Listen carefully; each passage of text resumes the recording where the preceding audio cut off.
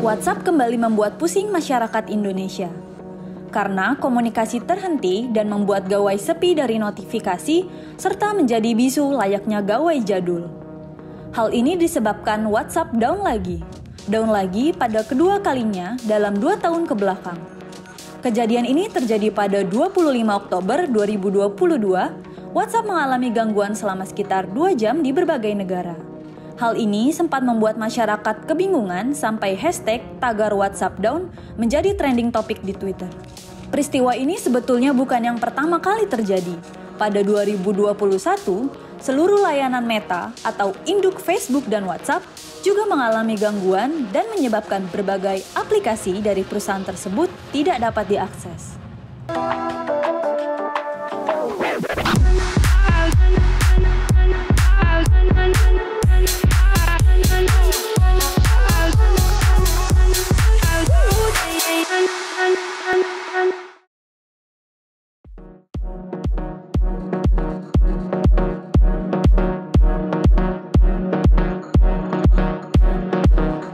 Kebingungan yang terjadi pada masyarakat sebenarnya tidak terlepas dari pergeseran tren dalam berkomunikasi secara virtual.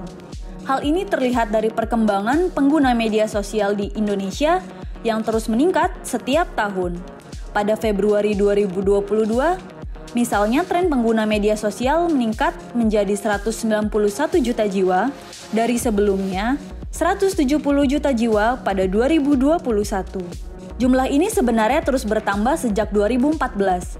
Dari data Hootsuite pada 2014, jumlah pengguna media sosial hanya 62,0 juta jiwa.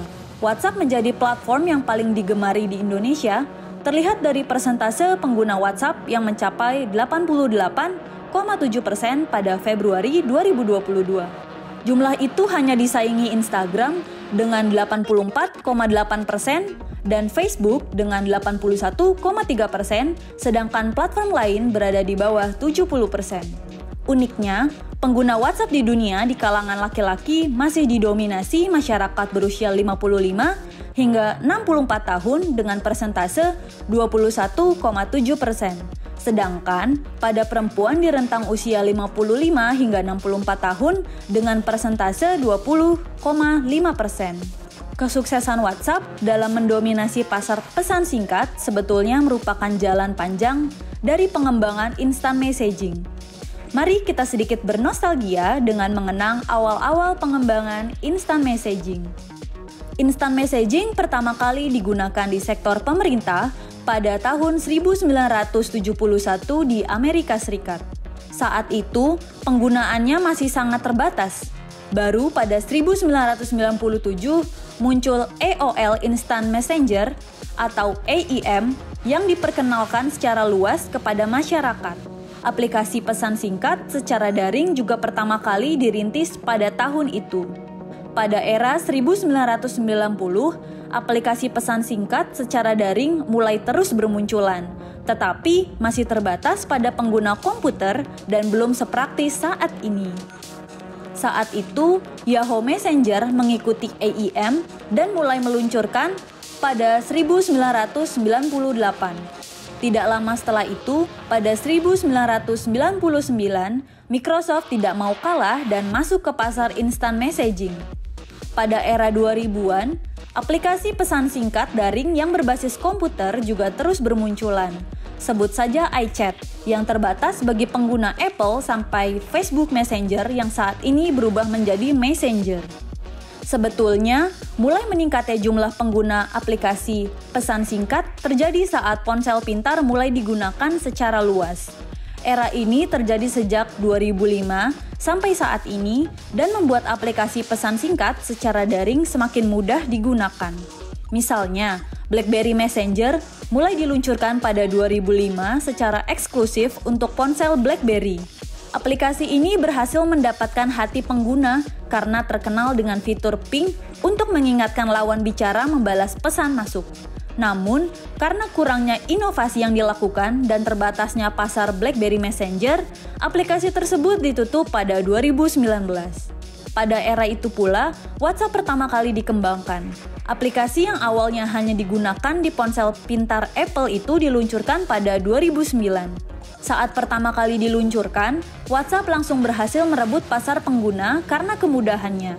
WhatsApp merupakan aplikasi pertama yang membuat pengguna terhubung hanya menggunakan nomor telepon dari kontak yang telah dimiliki. Hal ini berbeda dengan banyak pesaingnya yang saat itu masih memerlukan PIN atau ID untuk saling terhubung. Saat ini WhatsApp digunakan secara luas baik bagi pengguna Apple ataupun Android. Aplikasi pesan singkat lain yang juga berkembang pada masa itu ialah Line. Aplikasi buatan Jepang yang pertama kali diperkenalkan untuk membantu korban gempa bumi ini diluncurkan pada 2011. Line sempat merebut pasar dunia karena keunikannya, yaitu dapat mengirim stiker di dalam chat. Selain itu, Line memperkenalkan konsep super app yang ada di dalam satu aplikasi chat. Hal ini memudahkan pengguna untuk mengakses aplikasi lain dalam satu platform. Saat ini, Line masih dapat dinikmati bagi pengguna Android dan Apple. Ponsel pintar yang banyak digunakan masyarakat membuat aplikasi pesan singkat pada akhirnya terus berkembang dan memudahkan komunikasi. Namun, pengembangan yang terus dilakukan setiap platform penyedia jasa pesan singkat juga mempunyai andil yang cukup besar. Hal ini terlihat dari harus tutupnya layanan BlackBerry Messenger yang sebelumnya sempat merajai pasar pesan singkat. Inovasi pada akhirnya membuat platform pesan singkat daring dapat bertahan dan digunakan secara luas. Inovasi pula yang pada akhirnya membuat masyarakat mengubah cara berkomunikasi dan mulai bergantung pada komunikasi secara virtual.